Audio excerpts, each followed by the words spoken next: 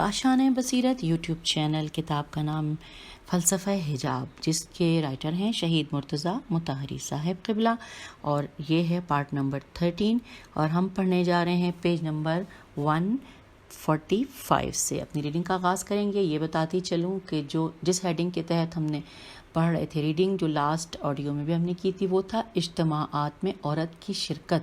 اس حوالے سے ہم پڑھ رہے ہیں اور جان رہے ہیں. اور اب ہم آگے ہیں پیج نمبر 145 پہ، جہاں پہ لکھا ہے کہ شیعی روایات کی روح سے نوجوان عورتوں کی جنازے میں شرکت مکروہ ہے. علماء اہل تسنن نے ام عطیہ سے نقل کیا ہے کہ رسول اللہ صلی اللہ علیہ وآلہ وسلم نے ہمیں یہ نصیحت کی کہ ہم جنازے میں شرکت نہ کیا کریں، لیکن اس سے منع نہیں فرمایا. اور یہ حوالہ ہے صحیح مسلم جلد نمبر 3 صفحہ نمبر 47، صحیح بخاری جلد نمبر 2 صفحہ نمبر 94، اور سنن ابو داؤد جلد نمبر 2 صفحہ نمبر 180. یہ ہم نے حوالہ جات پڑھ لیے. پھر لکھا ہے کہ اسما بنت یزید انصاری کو زنان مدینہ کا نمائندہ بنا کر رسول اللہ صلی اللہ علیہ وآلہ وسلم کے پاس بھیجا گیا کہ وہ مدینہ کی مسلمان عورتوں کے مسائل آپ سے بیان کرے اور ان کے جواب لائے. اسما اس وقت پہنچی جب رسول صلی اللہ علیہ وآلہ وسلم اپنے اصحاب کے درمیان تشریف فرما تھے. انہوں نے کہا انورٹڈ کاما میرے ماں باپ آپ پر فدا ہوں، میں مدینہ کی عورتوں کی ترجمانی کے لیے آپ کے حضور پہنچی ہوں. ہم عورتوں کا یہ کہنا ہے کہ خدا بند عالم نے آپ کو مردوں اور عورتوں دونوں پر محفوظ فرمایا ہے. آپ صرف مردوں کے نبی نہیں، ہم عورتیں بھی آپ پر اور آپ کے خدا پر ایمان لائی ہیں. ہم اپنے گھروں میں بیٹھ کر مردوں کی جنسی خواہشات کو پورا کرتی ہیں اور ان کے فرزندوں کی اپنے شکم میں پرورش کرتی ہیں، لیکن ہم دیکھتی ہیں کہ عظیم، مقدس اور قابل قدر اجر و ثواب کے اعمال مردوں کے لیے مخصوص کیے گئے ہیں اور ہم محروم ہیں. جمعہ اور جماعت، مریضوں کی عیادت، جنازے میں شرکت، حج مقرر اور سب سے بڑھ کر راہ خدا میں جہاد کی توفیق، یہ تمام فضیلتیں مردوں کو حاصل ہیں، جبکہ حج یا جہاد پر جانے والے مردوں کے اموال کی رکھوالی ہم عورتیں ہی کرتی ہیں. ہم آپ لوگوں کے لباس کے لیے چرخہ کاٹ کر سوت تیار کرتی ہیں، آپ کے فرزندوں کی تربیت کرتی ہیں. پھر کیا وجہ ہے کہ ان تمام زحمتوں میں آپ کے ساتھ شریک ہوتے ہوئے بھی مقدس، عظیم اور موجب اجر ثواب امور میں ہمارا حصہ نہیں ہے اور ہم اس سے محروم ہیں؟ سوالیہ نشان. یہاں پہ ان کی گفتگو ختم ہوئی. رسالت مآب صلی اللہ علیہ وآلہ وسلم نے اپنے اصحاب پر ایک نگاہ ڈالی اور فرمایا انورٹڈ کاما کیا تم لوگوں میں سے کسی نے ایک عورت کی زبانی دینی امور سے متعلق اتنی اچھی اور منطقی گفتگو سنی؟ سوالیہ نشان اور انورٹڈ کاما کلوز. ایک صحابی نے کہا میں نہیں سمجھتا کہ یہ گفتگو اس عورت کی اپنی ہو. ہم آگے ہیں پیج 46 پر. رسول خدا صلی اللہ علیہ وآلہ وسلم نے صحابی کے جواب پر کوئی توجہ نہیں دی اور اسما سے مخاطب ہو کر کہا انورٹڈ کاما بی بی جو کچھ میں کہہ رہا ہوں اسے غور سے سنو اور پھر ان عورتوں کو بھی سمجھاؤ جنہوں نے تمہیں میرے پاس بھیجا ہے. تم یہ سمجھتی ہو کہ ہر مرد تمہارے بیان کردہ ان امور کے ذریعے اجر و ثواب اور فضیلت پائے گا اور عورتیں اس سے محروم رہیں گی؟ نہیں، ایسا ہرگز نہیں ہے. عورت اگر اچھی طرح خانہ داری اور شوہرداری کا خیال رکھے اور گھر کے ماحول کو کدورت کے غبار سے آلودہ نہ ہونے دے تو اس کا اجر و ثواب اور فضیلت ان تمام امور کے برابر ہوگا جنہیں مرد انجام دیتے ہیں. Inverted comma close. پھر لکھا ہے اسما ایک ایماندار عورت تھی. اس کی ساتھی عورتوں کا تقاضا ایمان کی گہرائیاں لیے ہوئے تھا. اس میں نفسانی خواہشات کا عمل دخل نہیں تھا اور وہ اور اس کی ہم خیال عورتیں اس تشویش میں مبتلا تھیں کہ کہیں ان کو سونپی گئی ذمہ داریوں میں کی کوئی قدر و قیمت نہ ہو اور تمام مقدس قدر و قیمت کے حامل فرائض مردوں ہی کے لیے مخصوص نہ کیے گئے ہوں. وہ مردوں اور عورتوں کے درمیان مساوات کی خواہاں تھیں، لیکن کس سلسلے میں؟ سوالیہ نشان. فضیلت اور مقدس فرائض کی انجام دہی کے سلسلے میں. یہ ان کو چھو کر بھی نہ گزری تھی کہ وہ انفرادی یا شخصی خواہشات کو حقوق کا نام دیں. حقوق کا ورڈ انورٹڈ کاما میں ہے. حقوق کا نام دیں اور اس بہانے سے احتجاج کر کے کوئی ہنگامہ کھڑا کریں۔ لہٰذا جب اسما نے رسول اللہ صلی اللہ علیہ وآلہ وسلم کا جواب سنا تو اس کا چہرہ خوشی سے چمک اٹھا اور وہ مطمئن اور مسرور اپنی ہم خیال عورتوں کے پاس لوٹ آئیں۔ حوالہ ہے اسد الغبا، جلد نمبر 5، صفحات 398 اور 399۔ اس واقعے کو حدیث اور تفسیر کی کتابوں میں بھی نقل کیا گیا ہے۔ اچھا جی آگے چلتے ہیں۔ لکھا ہے ایسے موارد میں عورتوں کی شرکت سے متعلق بہت سی متضاد روایات حدیث کی کتابوں میں وارد ہوئی ہیں۔ ان میں سے بعض سے شدید ممانعت کی صورت نکلتی ہے، لیکن صاحب وسائل جو خود بھی بڑے زبردست محدث ہیں تمام اسلامی آثار و روایات پر نظر ڈالنے کے بعد کہتے ہیں مجموعی طور پر روایات سے جو کچھ سمجھ میں آتا ہے وہ یہ ہے کہ عورتوں کے لیے مجالس عزا، حقوق العباد کی انجام دہی اور جنازے کے ساتھ جانے کے لیے گھر سے باہر نکلنا اور ایسے ہی دیگر اجتماعات میں شرکت جائز ہے، کیونکہ جناب فاطمہ زہرا سلام اللہ علیہا اور ائمہ طاہرین علیہم السلام کی ازواج اس طرح کی تقریبات میں شرکت کیا کرتی تھیں۔ پس جمع بین الروایات کے اصول کا تقاضا یہ ہے کہ جن روایات میں ممانعت آئی ہے اسے ہم کراہت پر محمول کرے۔ اچھا سامعین، ہم پیج 147 پہ آ گئے اور جہاں لکھا تھا نا، میں نے پڑھا تھا کہ حقوق العباد کی انجام دہی اور جنازے کے ساتھ جانے والا، یہاں پہ ہمیں دیکھنا ہے کہ حوالہ کیا ہے۔ تو حوالہ یہ ہے کہ بہار الانوار جلد نمبر 11 صفحہ نمبر 118 مطبوعہ کمپنی میں کافی کے حوالے سے امام موسی کاظم علیہ السلام کی حدیث نقل ہوئی ہے کہ یعنی جس کا ترجمہ ہے کہ میرے والد امام جعفر صادق علیہ السلام میری اور اپنی والدہ گرامی کو مدینہ کے حاجت مندوں کی حاجت روائی کے لیے بھیجا کرتے تھے۔ یہ ہم نے یہاں پہ پڑھ لیا، اور اس کے بعد پھر اسی گفتگو میں جب یہ ختم ہوئی ہے تو پھر یہاں پہ اس کا حوالہ ہے کہ وسائل جلد نمبر 1 صفحہ نمبر 72، یہاں پہ ہمیں یہ ساری گفتگو مل جائے گی۔ پھر لکھا ہے رسول اکرم صلی اللہ علیہ وآلہ وسلم نے عورتوں کو اجازت دے دی تھی کہ اگر کوئی کام ہو تو عورتیں گھر سے باہر جا کر اسے انجام دے سکتی ہیں۔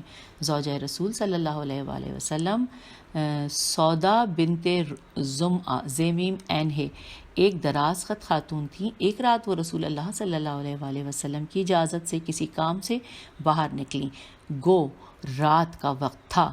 عمر بن خطاب نے سودا کو ان کے لمبے قد کی وجہ سے پہچان لیا۔ اس معاملے میں عمر سخت متعصب تھے اور وہ ہمیشہ رسول اللہ صلی اللہ علیہ وآلہ وسلم کو یہی مشورہ دیتے رہتے تھے کہ اپنی ازواج کو گھر سے باہر نہ نکلنے دیں۔ عمر نے سخت لہجے میں سودا سے کہا کہ تم سمجھتی ہوگی کہ تم سمجھتی ہوگی کہ ہم نے تمہیں پہچانا نہیں، ہم نے تمہیں پہچان لیا ہے، اب گھر سے نکلتے وقت احتیاط رکھنا۔ سودا وہیں سے الٹے پاؤں واپس ہو گئیں اور جا کر سارا ماجرا رسول اللہ صلی اللہ علیہ وآلہ وسلم کی خدمت میں عرض کیا۔ اس وقت رسول اللہ صلی اللہ علیہ وآلہ وسلم رات کا کھانا نوش فرما رہے تھے اور ایک ہڈی آپ کے ہاتھ میں تھی۔ کچھ دیر نہ گزری تھی کہ آپ پر حالت وحی طاری ہوئی۔ معمول کی حالت پر لوٹ آنے کے بعد آپ نے فرمایا، یہ عربی میں لکھا ہے جس کا اردو میں لکھا ہے کہ تمہیں اجازت دے دی گئی ہے کہ تم اپنی ضرورتوں کے لیے گھر سے باہر نکل سکتی ہو۔ حوالہ ہے صحیح بخاری جلد نمبر 7 صفحہ نمبر 79 اور جلد 8 صفحہ نمبر 66۔ اس کے علاوہ صحیح مسلم جلد نمبر 7 صفحہ نمبر 6۔ یہ ہم نے پڑھ لیا۔ اب ہم آگئے پیج نمبر 148 پر لکھا ہے جیسا کہ تواریخ اور احادیث سے مجموعی طور پر ظاہر ہوتا ہے، حضرت عمر صحابہ میں اپنی خشک اور گرم طبیعت کی وجہ سے جو ان کی خصوصیت تھی عورتوں کے بارے میں بڑے سخت گیر واقع ہوئے تھے اور مکمل طور پر ان کی خانہ نشینی کے حامی تھے۔ پھر آگے لکھا ہے کہ جاہز جیم الف ہے زوئے، یہ نام ہے۔ جاہز حضرت عمر کے بارے میں نقل کرتے ہیں، وہ کہتے ہیں کہ اب یہ ترجمہ کہ یعنی عورتوں کو زیادہ تر نہیں کہنا چاہیے، کیونکہ ہاں ان کی خواہشات کو جرت بخشتا ہے۔ اچھا ہاں دوبارہ پڑھتی ہوں کہ یعنی عورتوں کو زیادہ تر نہیں کہنا چاہیے، نہیں کا لفظ، اچھا کیونکہ ہاں ان کی خواہشات کو جرت بخشتا ہے۔ اچھا اس میں یہ جو حوالہ ہے یہ دیا گیا ہے البیان تبیین جلد نمبر 2 صفحہ نمبر 90 اور جلد نمبر 3 صفحہ نمبر 155. یعنی انہوں نے کہا ہے کہ عورتیں جو بات کہیں ان کو نہیں کہنا چاہیے، کیونکہ اگر ہم ہاں انہیں کہیں گے تو ان کی خواہشات کو جرأت ملے گی. آگے چلتے ہیں. لکھا ہے زمخشری لکھتے ہیں کہ حضرت عمر کو اس بات سے بڑی دلچسپی تھی کہ رسول خدا صلی اللہ علیہ وآلہ وسلم کے ازواج پردے میں رہیں اور باہر نہ نکلیں. یہ بات وہ اکثر اپنے موضوع گفتگو میں لایا کرتے تھے. وہ ازواج پیغمبر سے کہا کرتے تھے کہ انورٹڈ کاما اگر میرے بس میں ہوتا تو کوئی آنکھ تمہیں نہیں دیکھ سکتی تھی، انورٹڈ کاما کلوز. ایک دن وہ ازواج رسول صلی اللہ علیہ وآلہ وسلم کی خدمت میں حاضر ہوئے اور کہا انورٹڈ کاما تم لوگ دوسری عورتوں سے مختلف ہو جس طرح کہ تمہارا شوہر دوسرے مردوں سے مختلف ہے، لہٰذا تمہارے لیے بہتر ہے کہ تم پردے میں رہو، انورٹڈ کاما کلوز. یہ سن کر کرام المومنین زینب رضی اللہ عنہا نے فرمایا اے ابن الخطاب، وہی ہمارے گھر اتری ہے اور تم ہمیں غیرت کا سبق پڑھاتے ہو اور ہمارے لیے تکلیف معین کرتے ہو، انورٹڈ کاما کلوز. یہ حوالہ ہے تفسیر کشاف اور سورہ احزاب کی 53ویں آیت کی تفسیر کے ذیل میں. جی ہم نے ابھی یہ بھی پڑھ لیا. اس کے بعد لکھا ہے کہ سنن ابن ماجہ میں ہے کہ رسول اکرم صلی اللہ علیہ وآلہ وسلم نے ایک ایسے جنازے میں شرکت فرمائی جس میں مرنے والے کی ایک رشتہ دار عورت شریک تھی. حضرت عمر نے اس عورت کو سرزنش کی تو رسول خدا صلی اللہ علیہ وآلہ وسلم نے فرمایا انورٹڈ کاما چھوڑو اے عمر، آنکھیں اشکبار، دل داغدار اور غم تازہ ہے، انورٹڈ کاما کلوز. اور یہ حوالہ ہے حدیث نمبر 1587. جو باب ہے وہ ما جاء فی البکائے علی المیت، یہاں یہ لکھا تھا. اس کے بعد لکھا ہے کہ اس قسم کے واقعات حضرت عمر کے حالات زندگی میں کثرت سے پائے جاتے ہیں. مرحوم مولانا مودودی نے نقل کیا ہے کہ حضرت عمر کی اپنی بیوی عاتقہ بنت زید سے ہمیشہ اس معاملے میں کشمکش رہا کرتی تھی. پیج 149. حضرت عمر رضی اللہ نہ چاہتے تھے کہ وہ مسجد میں جائیں مگر انہیں جانے پر اصرار تھا. وہ اجازت مانگتی تو آپ ٹھیک حکم نبوی پر عمل کر کے بس خاموش ہو جاتے. مطلب یہ ہے کہ ہم تمہیں روکتے نہیں مگر صاف اجازت بھی نہ دیں گے. وہ بھی اپنی بات کی پکی تھیں، کہا کرتی تھیں کہ خدا کی قسم میں جاتی رہوں گی جب تک آپ صاف الفاظ میں منع نہیں کریں گے. اور یہ حوالہ ہے ابو الاعلیٰ مودودی پردہ صفحہ پر صفحہ نمبر 370 نقل از موطا میم واو توئے الف اور توئے پہ تشدید ہے. اور آگے لکھا ہے امام مالک. یہ ہم نے حوالہ بھی پڑھ لیا. اس کے بعد ہم آگے چل رہے ہیں. لکھا ہے کہ صحیح بخاری میں ابن عباس رضی اللہ کہتے ہیں انورٹڈ کاما میری بڑی خواہش تھی کہ مجھے کوئی مناسب موقع میسر آئے تو میں حضرت عمر سے پوچھوں کہ وہ عورتیں کون ہیں جن کے بارے میں قرآن فرماتا ہے. اب یہ جو قرآن فرما رہا ہے یہ ترجمہ ہے کہ اگر تم دونوں خدا کے آگے توبہ کرو تو بہتر ہے کیونکہ تمہارے دل ٹیڑے ہو گئے ہیں. یہ سورہ تحریم کی آیت نمبر 4 ہے. یہ آیت رسول اللہ صلی اللہ علیہ وآلہ وسلم کی ازواج بی بی عائشہ اور حفصہ سے متعلق ہے جن سے آپ نے راز کی بات کی تھی مگر وہ خطا کی مرتکب ہوئیں اور انہوں نے اسے فاش کر دیا تھا. تو یہ ہم نے پڑھ لیا. اب یہاں تک کہ حج کے سفر میں میرا اور ان کا ساتھ ہوا. ایک دن مجھے موقع ہاتھ آیا اور میں نے وضو کا پانی ان کے ہاتھ پر ڈالتے ہوئے پوچھا اے امیر المومنین وہ 2 عورتیں جن کی طرف قرآن مجید نے اشارہ کیا ہے کون ہیں؟ سوالیہ نشان. حضرت عمر نے کہا تعجب ہے کہ تم مجھ سے ایسا سوال پوچھتے ہو، وہ عائشہ اور حفصہ ہیں. اس کے بعد حضرت عمر نے داستان کی تفصیل یوں بتائی کہ میں اور انصار میں سے ایک شخص مدینے کے بالائی حصے میں رہائش پذیر تھے جو مرکزی شہر اور مسجد سے خاصا دور تھا. ہم نے آپس میں طے کیا کہ ہر کوئی ایک دن چھوڑ کر مدینے کے مرکزی حصے اور مسجد میں جایا کرے گا اور وہاں پیش آنے والے تازہ واقعات واپس آ کر دوسرے کو سنایا کرے گا. ہم اہل قریش مکے میں اپنی عورتوں پر مسلط تھے. اچھا اب یہ جو ہے کہ اس کے بارے میں حاشیے میں لکھا ہے کہ ایک اور روایت جسے صحیح مسلم کی 4 جلد میں صفحہ نمبر 109 پر نقل کیا گیا ہے اور وہ یہ ہے کہ حضرت عمر کہتے تھے کہ واللہ ان کننا، یہ تھوڑا سا عربی لکھی ہوئی ہے. لہٰذا یہ میں نے ویسے حوالہ آپ کو بتا دیا، وہاں پہ آپ کو نہیں نہ ہوگا۔ اچھا پھر لکھا ہے صفحے پہ لکھا ہے مگر مدینے کے لوگ اس کے برعکس تھے، ان کی عورتیں ان پر تسلط رکھتی تھیں، آہستہ آہستہ یہ بات ہماری عورتوں پر اثر انداز ہونے لگی۔ ایک دن میں نے اپنی بیوی پر برہمی کا اظہار کیا، میری توقع کے خلاف اس نے مجھے جواب دیا۔ پیج 150 پہ ہم آ گئے۔ جواب دیا، میں نے بگڑ کر کہا تم مجھے جواب دینے لگی ہو؟ اس نے کہا شاید تمہیں معلوم نہیں کہ رسول اللہ صلی اللہ علیہ وآلہ وسلم کی بیویاں ان سے کوئی جھجک نہیں رکھتی اور آپ سے 3-5 کرتی ہیں، اور ایسا بھی ہوا ہے کہ آپ کی زوجہ تمام دن آپ سے ناراض رہی ہے۔ یہ سن کر مجھے سخت غصہ آیا۔ میں نے کہا خدا کی قسم رسول خدا صلی اللہ علیہ وآلہ وسلم سے ایسا کرنے والا بڑا بد نصیب ہے۔ میں نے فوراً اپنا لباس تبدیل کیا اور شہر میں اپنی بیٹی حفصہ کے پاس پہنچا اور اس سے کہا کہ میں نے سنا ہے کہ تم تمام دن رسول صلی اللہ علیہ وآلہ وسلم کی ناراضگی کا سبب بنی رہی ہو۔ اس نے کہا ہاں یہ درست ہے۔ میں نے کہا میری بچی تم نے اپنا سب کچھ کھو دیا، وہ اور تمہیں یہ کیا بھروسہ ہے کہ خداوند عالم جناب رسالت مآب صلی اللہ علیہ وآلہ وسلم کی خاطر تم پر غضبناک نہ ہو؟ سنو بیٹی، آج کے بعد رسول اللہ صلی اللہ علیہ وآلہ وسلم کو تیزی نہ دکھانا اور نہ ہی انہیں آزردہ کرنا۔ تمہیں جس چیز کی ضرورت ہو مجھ سے کہو، اور اگر تم اپنی رقیب یعنی بی بی عائشہ کو اپنے سے زیادہ خوبصورت پاتی ہو تو اس میں ناراض ہونے کی بات نہیں ہے۔ بات گئی گزری ہو گئی۔ ان دنوں میں ہمیں شام کی جانب سے غسانیوں غین سین الف اور سین پہ تشدید نون یہ واو نون غنہ کے حملے کا خوف تھا۔ ہم نے یہ خبر سنی تھی کہ وہ لوگ ہم پر حملے کی تیاریاں کر رہے ہیں۔ ایک دن جب میرے انصاری دوست کی شہر میں جانے کی باری تھی اور میں گھر میں تھا، میں نے دیکھا کہ رات کے وقت کوئی زور زور سے میرا دروازہ پیٹ رہا ہے۔ میں گھبراہٹ کے عالم میں باہر نکلا تو اس نے خبر دی کہ ایک بہت بڑا حادثہ رونما ہوا ہے۔ میں نے کہا کیا غسانیوں نے حملہ کر دیا ہے؟ سوالیہ نشان۔ اس نے بتایا کہ رسول صلی اللہ علیہ وآلہ وسلم نے اپنی عورتوں سے کنارہ کر لیا ہے۔ میں نے کہا اف، حفصہ بے آسرا ہو گئی۔ مجھے پہلے ہی اس کا خدشہ تھا اور میں نے حفصہ کو خبردار بھی کر دیا تھا۔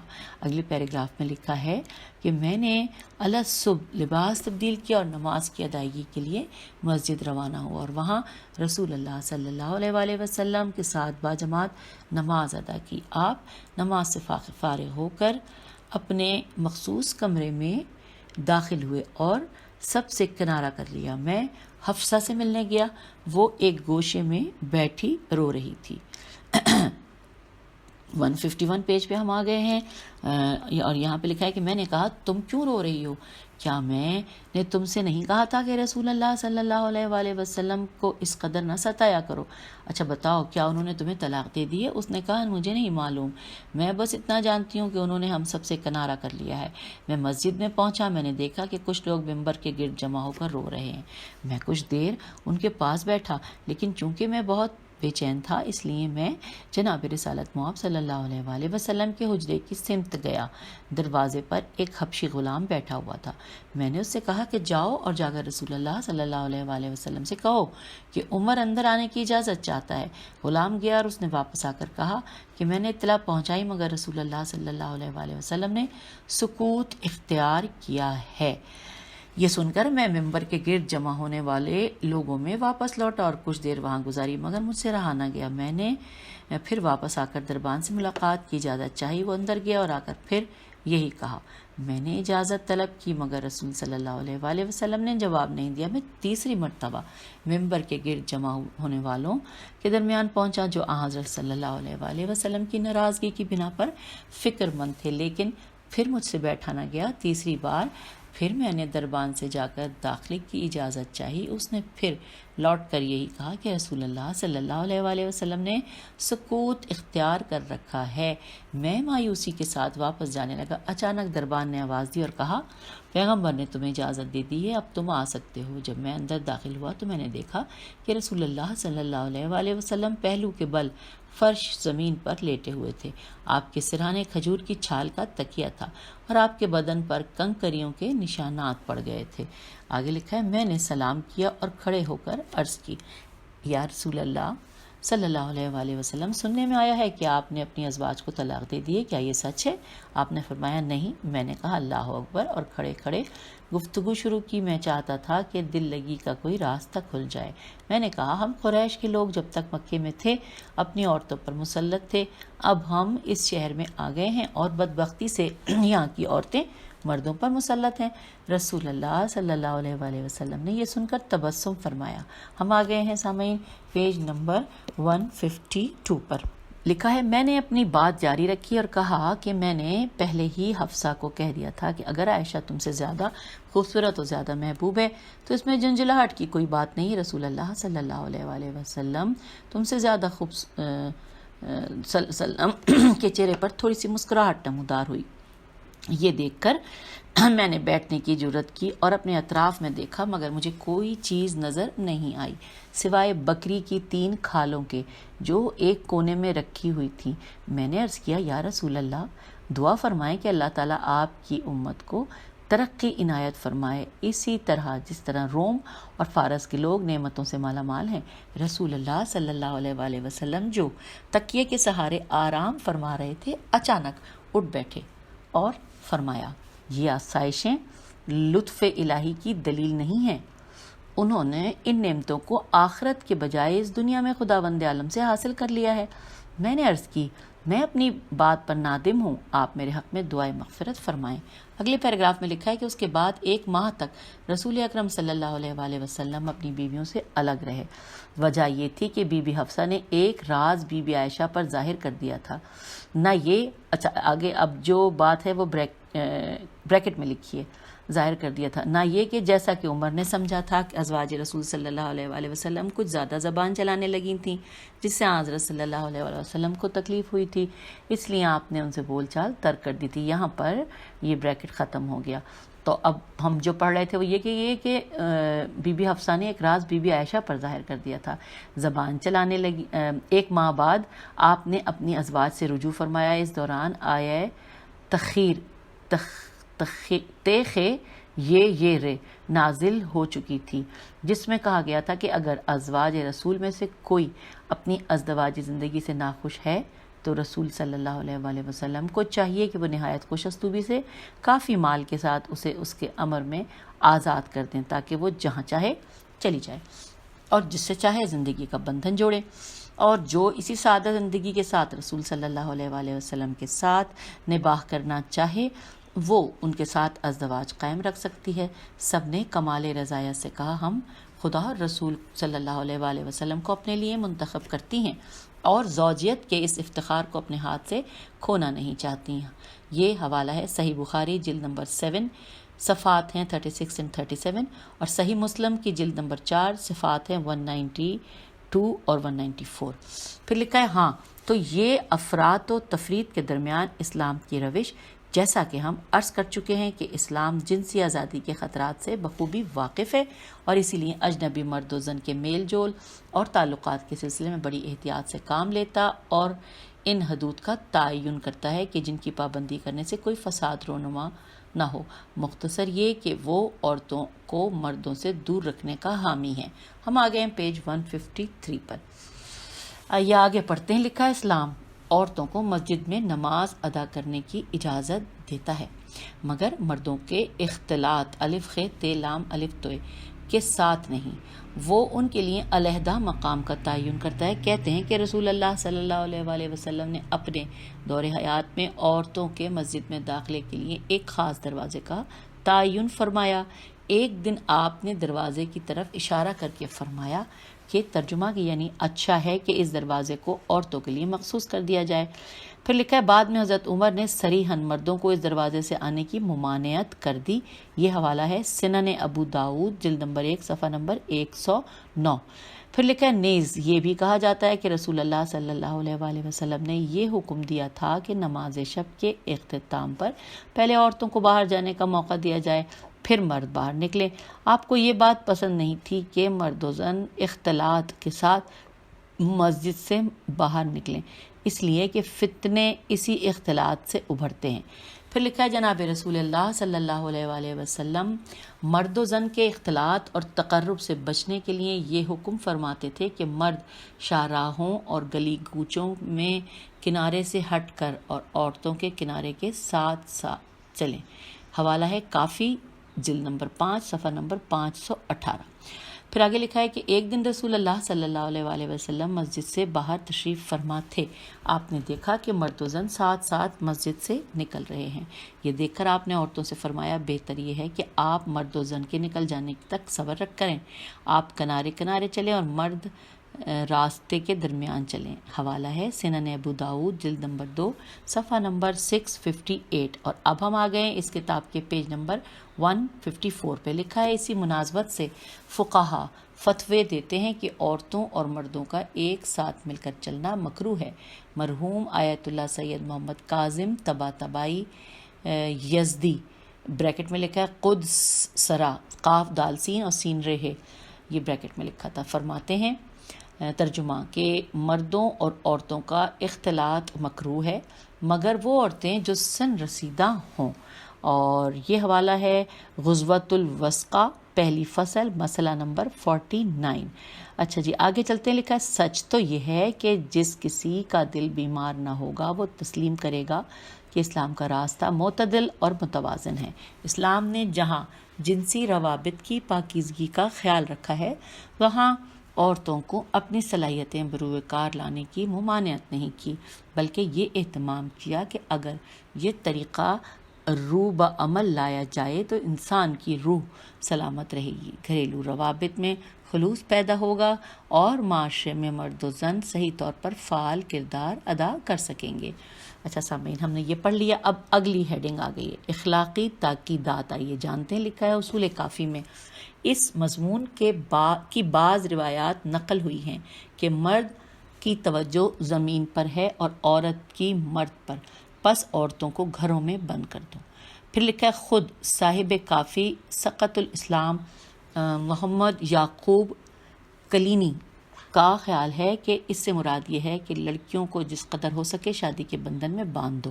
پھر لکھا ہے اس کے علاوہ دوسری متعدد روایات موجود ہیں جن کو عورتوں کے متعلق مردوں کو اخلاقی تاکیدات کہا جا سکتا ہے تاکہ وہ عورتوں کے ساتھ مردوں کے میل جول کے خطرات سے آگاہ رہے۔ جب وسائل نے ان روایات کو استحباب پر محمول کیا ہے ہم ان کے اہم ٹکڑے نقل کرتے ہیں۔ اچھا ابھی جو ٹکڑے ہیں، پہلا ہے کہ امیر المومنین امام علی علیہ السلام اپنے بیٹے امام حسن کو یوں وصیت فرماتے ہیں، ترجمہ ہے جو کہ حوالہ ہے نہج البلاغہ سے، اور ترجمہ جو ہے وہ یہ ہے کہ یعنی جہاں تک ہو سکے ایک کام کرو، اپنی بیوی کو غیر مردوں سے میل جول نہ رکھنے دو۔ عورت کی گھر سے بہتر کوئی چیز حفاظت نہیں کرتی، جیسے کہ عورتوں کا گھر سے باہر جانا اور گھر سے باہر غیر مردوں سے میل جول رکھنا ان کے لیے مضر اور خطرناک ہے۔ اسی طرح غیر مردوں کا ان کے پاس گھر کے اندر آنا اور غیر مردوں کو ان سے ملنے جلنے کی اجازت دینا بھی خطرناک ہے۔ اگر ہو سکے تو ایسا کرو کہ اپنے سوا کسی مرد سے ان کی واقفیت ہی نہ ہونے دو۔ یہاں پہ انورٹڈ کاما کلوز ہو گیا۔ اب لکھا ہے کہ یہ ایک اخلاقی تاکید ہے۔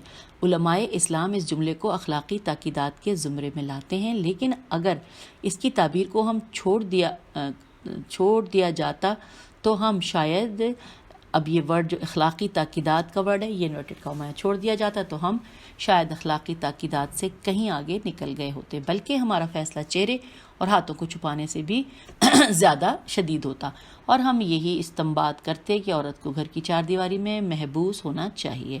تاہم فقہا نے اس مضمون کی تعبیر میں ایسا فتویٰ اس لیے نہیں دیا کہ آیات، روایات اور سیرت اہل بیت علیہ السلام سے متعلق قطعی دلائل ان تعبیرات کے علاوہ ہیں، اور اسی لیے اس جملے کو فقہی کے بجائے اخلاقی تعبیرات میں شمار کیا گیا ہے۔ اگلا پیراگراف ہے کہ اسی طرح کے مضامین سے فقہا نے استنباط کیا ہے کہ ایسی گفتگو دراصل دو مخالف جنسوں کے درمیان نفسیاتی رد عمل کو ظاہر کرنے کے لیے ہوتی ہے، اور اس میں شک نہیں کہ یہ ایک حقیقت کو پیش کرتی ہے کہ اجنبی مرد و زن کا ایک دوسرے سے ربط ضبط قطعی طور پر خطرناک ہے، اور یہ کہ وہ چکنی مٹی ہے جس پر بڑے بڑے ہاتھی بھی پھسل جایا کرتے ہیں۔ کم سے کم اخلاقی طور پر اسلام جس بات کی تاکید کرتا ہے وہ یہ ہے کہ جہاں تک ہو سکے لوگوں کا اجتماع مخلوط نہ ہو۔ پھر اگلے پیراگراف میں لکھا ہے کہ آج کا معاشرہ مخلوط اجتماع کی تباہ کاریوں کو اپنی آنکھوں سے دیکھ رہا ہے۔ کیا یہ ضروری ہے کہ عورتیں مردوں کے دوش بدوش رہ کر اپنے کاموں کو انجام دیں؟ اگر دو علیحدہ حصوں میں اپنی سرگرمیوں کو جاری رکھیں تو کیا اس میں کوئی حرج یا رکاوٹ ہے؟ یہ سوالیہ نشان ہے۔ تو سامعین، اس سوال کا جواب ہم اگلی آڈیو میں پڑھتے ہیں۔ اجازت دیجیے، خدا حافظ۔